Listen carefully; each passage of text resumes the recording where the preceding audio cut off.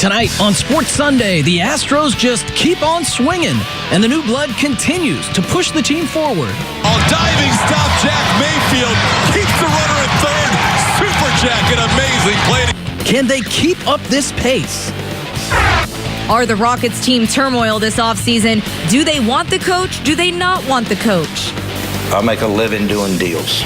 If his agent wanted to play that way, that's okay. Do I think his agent overplayed his card? Yes. Sports Talk 790's Adam Clanton joins the show to discuss ownership's latest decision.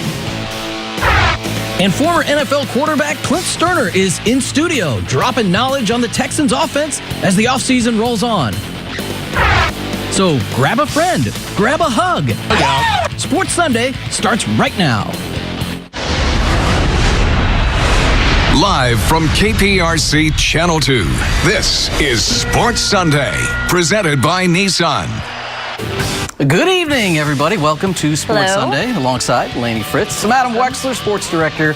Randy McElroy joins us in a few minutes to talk Texans, Rockets brass with a clearing of the air of all the rumors. Yeah, we're going to start with the Astros. It really doesn't seem to matter who's playing and who's not playing, who's hurt and who's not hurt. They just keep getting it done. It's really incredible. Been huge for them to get this burst from everybody coming. It's that Astros train that just can't be stopped no matter the obstacles, and that's our big story tonight.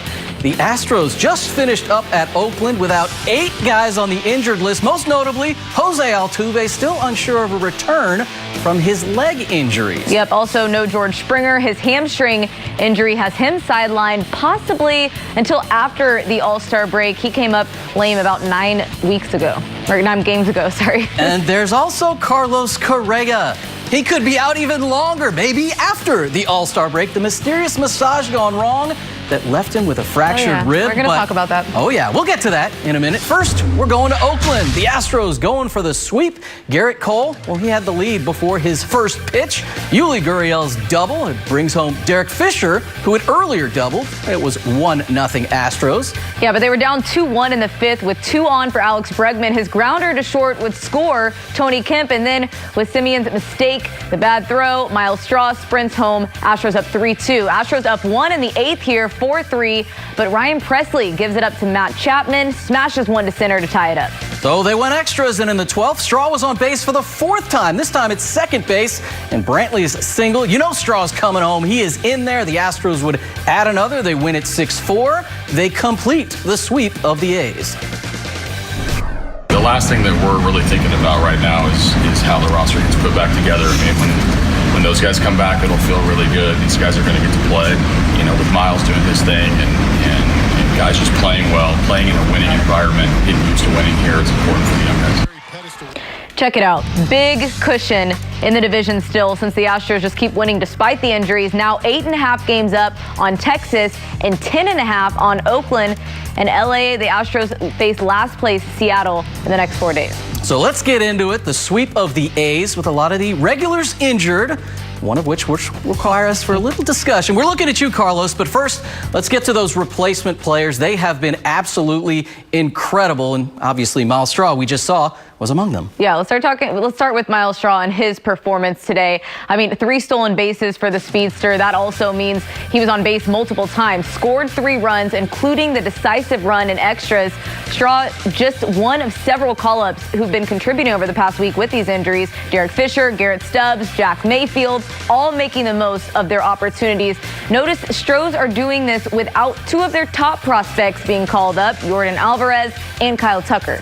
Yep, just a matter of time probably for Alvarez. Would expect him maybe on the Astros' next homestand, which starts on the 7th. And Kyle Tucker actually was probably the best Astros minor leaguer in the month of May. The pitching obviously has also been a huge part of why the Astros have kept this going. You name a starter, other than Corbin Martin. And they've all been great, and Justin Verlander sits at the top of that list, just dominant lately. And he leads the league in wins and whip. He's second to teammate Garrett Cole in strikeouts. And he passed a pretty good name on the all-time strikeout list last night. How about moving past Cy Young for 21st all-time? As much as you try to just keep your head down and just keep pitching and not paying attention to whatever's going on. I mean, anytime Cy Young pops up on your radar and you're associated with him,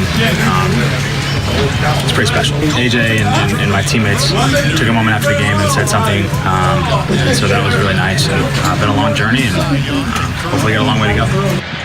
All right, now to the big talker of the week, Carlos Correa. Astros did not seem too happy about his story as it slowly unfolded this week. Yeah, if you were bored this week, all you need to do is get on Twitter, search his name, and read through the tweets. I know some people did that. About what was going on. But Correa released a statement about the massage gone wrong. Then he and his fiance actually got on her YouTube to talk about it and giving their explanation of things. Listen.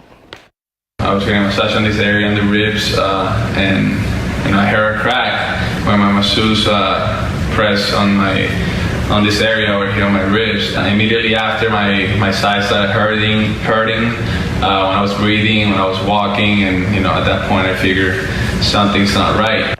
Yeah, something's not right. I've not been too familiar, even though we talked about it all week, of people getting hurt in that way with a massage, but I think that all is what we're kind of trying not to speculate too much on. And that was the reason they had that long video. By the way, 5 minutes of the two of them talking can be found on click2houston.com, giving their details of what went down. Do you buy it? I'm having a hard time thinking what they did that was worse for them to make up this story, if we believe this story is made up. It's definitely possible. Seems very unlikely. Nothing that I've ever heard of, especially a masseuse that would be hired by Carlos Correa. That seems to be very well experienced and trained to make that type of mistake. But maybe we'll find out in the next days. And I think the big concern is, what does it do inside that clubhouse? They're trying to win another World Series. Now he's out for a long time. A very long time. And when he comes back, will he be the same guy that was so good to start the year? And that'll do it. Just a painful way to end the season once again for Chris Paul, James Harden, and the Rockets. The Rockets' second-round exit just 3 weeks ago, yet significant changes have already been made, and uncertainty has surrounded the head coach, Mike D'Antoni. Things really don't seem settled with the coach, with the roster, with anything. So before Adam Clanton from Sports Talk 790 joins me here in studio, let's take a look at the current state of the Rockets. We and Mike are all on the same page. I'm thrilled that Mike's going to be back this year. We look forward to Mike being here for many years to come. And yet, there's no extension agreement for Rockets head coach Mike D'Antoni, despite 2 50-win seasons and a franchise record 65-win campaign. So what exactly are the Rockets doing? This is business, and I'm a very incentive-based guy. And if you perform, I want you to do unbelievable, and if you don't perform, then let's always just sit down and talk about why you didn't perform. You try to set yourself to get into the Western Conference Finals, and then you probably need a little luck. And that's even for Golden State. That's for anybody. Owner Tillman Fertitta actually pleased the coach he says he wants is still not under contract beyond next season. Do I think his agent overplayed his card? Yes. I think his agent did me a favor, okay? What about hiring coaches to work for a coach who doesn't have a long-term deal? For me, it's fine. I know Coach D'Antoni is fine. He would have preferred to work something out, but we didn't. But we'll work something out after the next season. It's fine. A lot of it's fine and we're on the same page, but it's still really the team, the players, that have not gotten it done. We're going to look for better players next year. Whatever it takes to get over that final hump to get a championship, that's what we're going to do. I'm a deal guy, and he's a deal guy, okay? And we're going to always be trying to make ourselves better. That's what I've always done in my company. That's one of the reasons we get along so well. I think that we're going to improve our team this year. Our starting 5 this year, I put up with that with anyone. We have a great coach, we have a great general manager, and we have an okay owner. Okay, joining us here on Sports Sunday to help sift through all that front office speak, Adam Clanton, of course, from Sports Talk 790's A-Team. My co-host on the radio, weekdays from 3 to 6. Tillman Fertitta, Daryl Morey decide it's time to talk about the situation. No extension for Mike D'Antoni. Does this make sense? Not to a lot of people that are looking at this from the outside, but everybody I've spoken to inside the building says, we want Mike, we want him back. That's not a problem. It's just how they're going about it. And that has a lot of people confused because, well, they're not going about it the way that most teams would. This incentive-laden contract that's out there, and now his agent coming out and saying, they're not really being honest with the incentives or what they were talking about with that contract. It's all very confusing right now for Rockets fans and probably for Mike D'Antoni too. Yeah, a lot of money could be made, but you got to win a title. So many factors out of Mike D'Antoni's hands, like injuries or matchups or what the roster might look like, because he doesn't have a say in the roster, so to speak. But we also hear from Daryl continuously, as we both laughed off the report. Of course he's trying to make the team better. He has general manager in front of his name. What do you think all this means for the team itself, the personnel? Well, it's interesting because, James Harden's not going anywhere no matter what anybody tells you. And Chris Paul's probably not going anywhere unless you can find a flyer on, what does he have left on that deal? Just 120 plus. Yeah, so if you can get somebody to pick that up, maybe, and who knows, there might be a team dumb enough out there. It only takes one. But those two are probably going to be back. It's what you surround them with, and if you're going to make changes, who are the trade chips? Is it Clint Capella? Is it Eric Gordon? Is it a package of draft picks, which you don't have one this year in the first round, by the way? So it's about as clear as mud right now, and it's probably going to be Daryl Morey's most difficult offseason to do what you just said, which is improve the team. But this style, is it going to be trend-setting for sports owners or NBA owners to go about it like this? Or is this something that might actually hurt them? Hiring coaches with a lame duck coach, things like that. Are they in trouble in that regard? It's interesting because, Daryl Morey was kind of a trendsetter. He started the analytics movement in basketball. Tillman Fertitta could become a trendsetter with regards to how you go about taking care of personnel, whether it's coaches or players. They just go about their business the way they know best, and they hope that translates into wins and, hopefully championships for the Rockets. When they say they're on the same page, are you buying it? It's kind of a complicated answer. I think they all want to be together. I think they are all, on the same page as far as we want to be here in Houston with the Rockets and helping them win as an organization. Again, it's how they're going about being on the same page that I think it's a little off right now between D'Antoni's camp and the Rockets brass. Well, no question. We'll keep talking about it here all off season here on Sports Sunday and, of course, on Sports Talk 790, 3 to 6 afternoons on the A-Team. Adam Clanton, really appreciate you joining us. You got it, man. Thanks.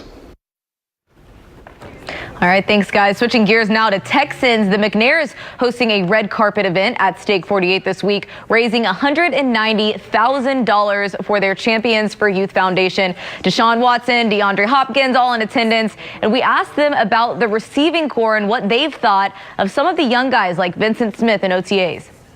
He's been able to, go through the first season, see how Hop and Will do the things, and then be able to have an opportunity, in the off season where, Hop and Will's not out there, so he has to lead the charge.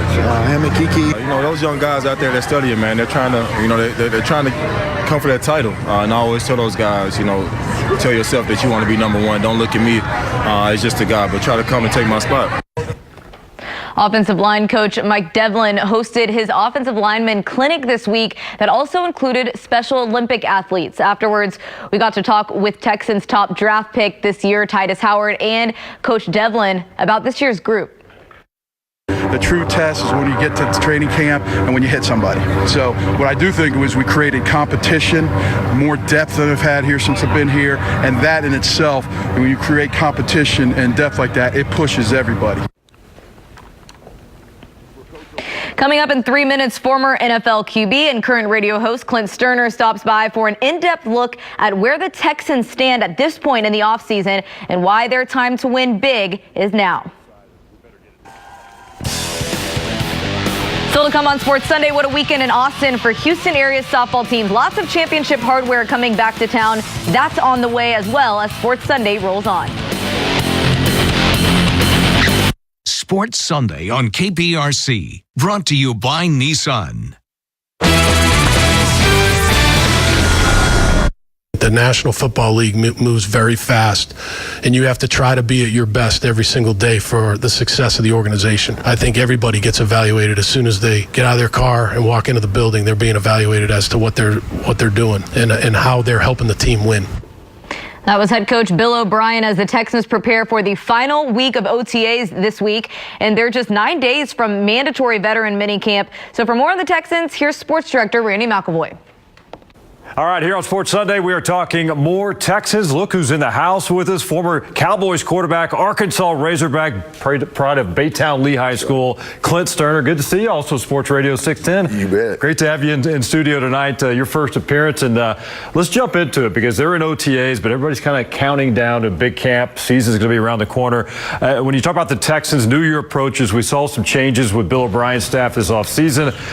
New offensive coordinator, quarterback coach, a new look offensive line. So change in the air over there off Kirby. Yeah. Is it trending in the right direction in your opinion? Yeah, I mean, 11 wins in the season, you win the division, you get into the playoffs. Obviously things are trending in the right direction. I mean, clearly there's some things that need to change for this team to become a real contender, a real playoff contender, to get signature wins under Bill O'Brien. So all in all, there's plenty of room to improve, but things are good so far. It's hard to complain. How about Deshaun Watson? This is a big year for him, year number 3 now as far as development, coming off the sophomore year. Played the entire season. That was huge for him to stay out there on that field. Led him to the playoffs, Pro Bowl, list goes on. Talk about year 3. You're a former quarterback. How important is this season when you look at a guy like Watson, getting him a grasp with this offense and being the leader that everybody expects him to be, and is really on pace to be? Well, he naturally is a leader. So the leadership aspect of this thing, the it factor aspect of Deshaun Watson is not a problem. It should never be in question. This guy deals with adversity. He dealt with extreme adversity relative to being on the field last year, the injuries. The guy's got the it factor, so he's special. But there's an obvious natural progression for a quarterback as he goes through year 1, 2, and 3 and gets 16 to 20 starts under his belt. And Deshaun Watson is clearly a great player. There's no doubt about it. But for this team to take the next step, he's got to improve some things. And he's got to improve. He's got to be cleaner. He's got to be more efficient. In other words, let's put it in these terms. Can't be in 2nd and 10.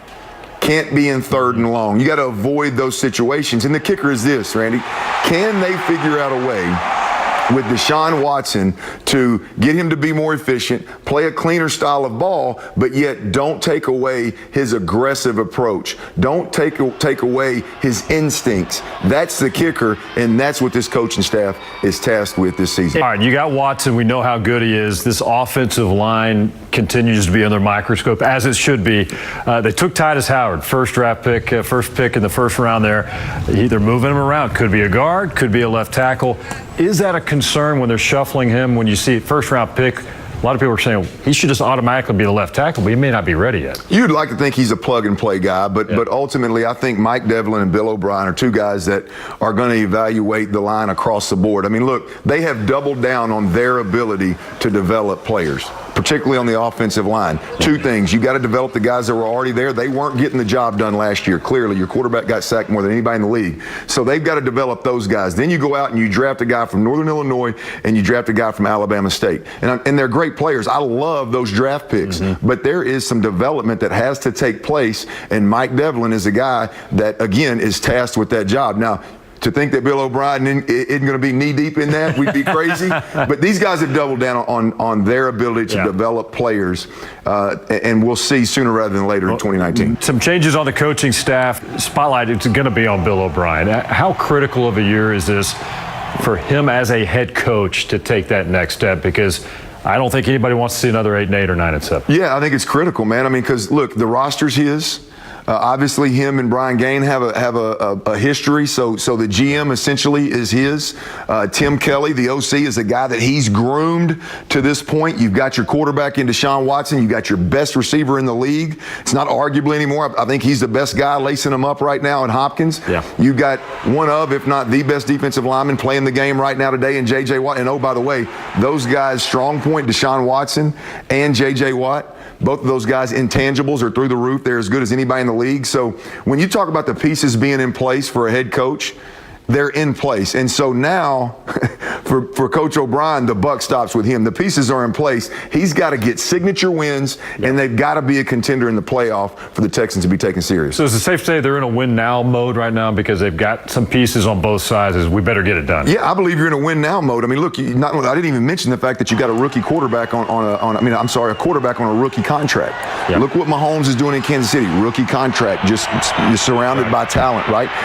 Goff out in L.A., same type thing. That's the trend in the NFL right now, is for these teams to draft young quarterbacks that can play, build around them while they're cheap. And so there's so many reasons when you look at this Texans team to think this is the year to get things done. The stars are aligned from the outside looking in the offseason. Now it's just got to come down to the product you see on Sundays. All right, a few months away, but we love talking football. It's OTA time and a mini camp time coming up, and then they take that break. He is Clint Stoerner. Good stuff, as always. Thanks. Great to have you in, man. Check him out on Sports Radio 610. Yeah, you don't want to miss it. Good stuff. Thanks, Clint.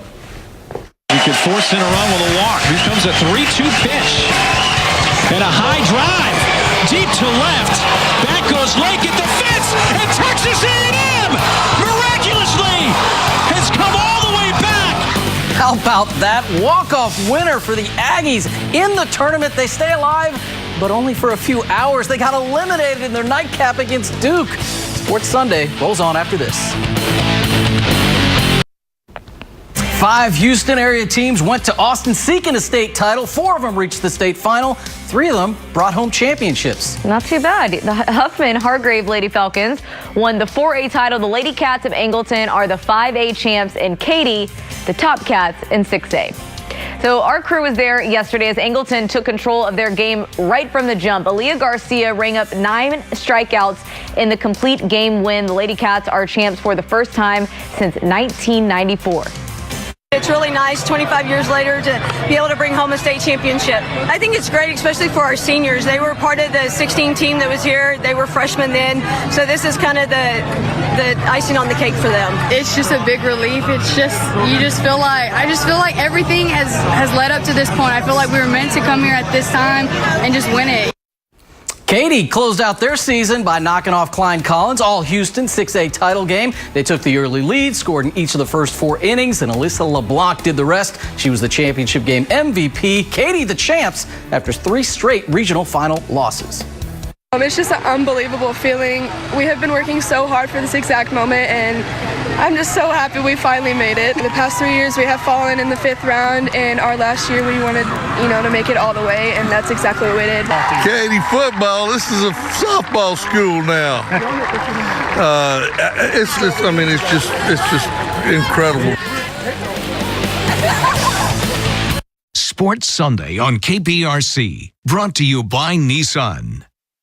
So the girls took care of business on the softball side. Boys baseball state is this weekend. See what they can do. Yep, Sweeney and Ridgepoint on their way. NBA Finals, guess what? Golden State won a road game. They're tied at a game apiece. We'll see you tomorrow.